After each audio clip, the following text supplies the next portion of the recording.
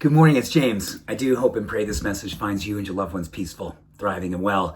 This is a really important message to share with myself.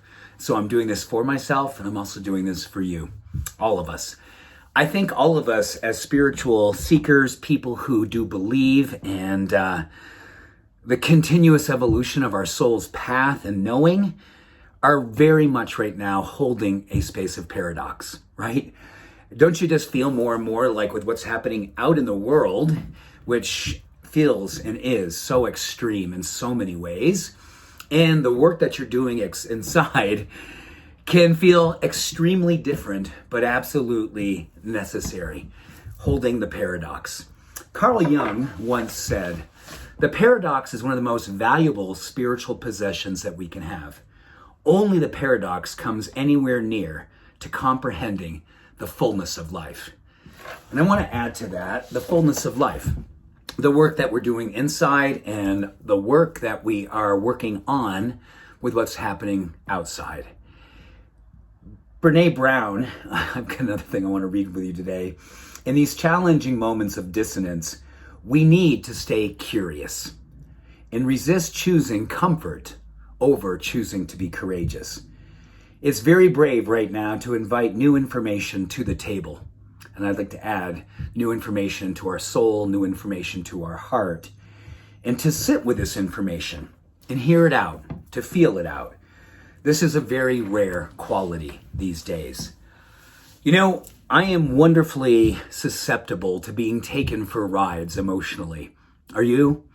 Things that you hear that are going on in the world, things that break your heart, things that make you feel a complete sense of disbelief and disconnection to the world. And the retreat to go into our heart feels like the only way that we can navigate. And as much as I appreciate that, and oh my gosh, I want you to know, I retreat to my heart more than ever these days and just do not want to be a part of what's happening out in the world. And then once I get strong enough, once I get awake enough to what I believe is my calling, and I think for every spiritual being these days, we know that we can be in the world and not of it. We can understand to the degree that we can, take in the information, take in the sadness, the harshness, the darkness, and the stuff, and bring it into our heart space so we can be in paradox. Bring it into the heart space so we can love ourselves into an understanding of what is ours to do. And I think in this paradox, this experience of living well right now, and not shying away from the hard stuff, but holding a space inside of ourselves that we can embrace it and not become it. Key distinction. Embrace it because it's happening, but not become it so it takes us out of our heart. Keeping a place in our heart for inquiry, to be curious about what the lessons are as spiritual people these days. And I don't mean spiritual people like, it's an us and there's the them. I think every single being on the planet has a spiritual essence.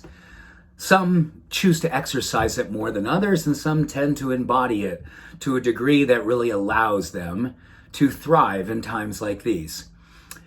That's what I'm encouraging all of us to consider. What would it mean to thrive in times like these? It certainly doesn't mean to deny what's happening in the world. It actually means to invite it in and give ourselves permission to allow it to catalyze in us a deeper level of compassion, an openness to next level courage, and to create from that compassion and courage a vessel, this vessel that we travel through each and every day, that we stay open at the top. We stay open in the heart space. And then when it's too difficult and too hard, and oh my gosh, it is often these days to stay open and stay open. And when it's too difficult, don't be afraid. Please, don't be afraid to shut it down and retreat into your heart. Do the work that's necessary to reclaim your heart's knowing. And then, and only then, if you are ready, come back out, stronger, more open, more courageous, more compassionate. First and foremost, for yourself.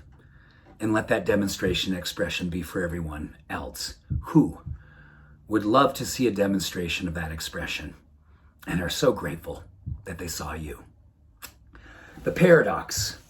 as Carl Jung beautifully said, is one of the most valuable spiritual possessions that we can have. Only the paradox comes anywhere near to comprehending the fullness of life. Life is full right now.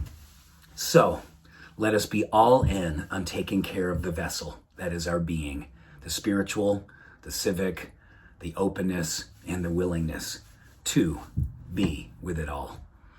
Thank you. Thank you for standing for the truth of your being, and thank you for being a warrior for the heart.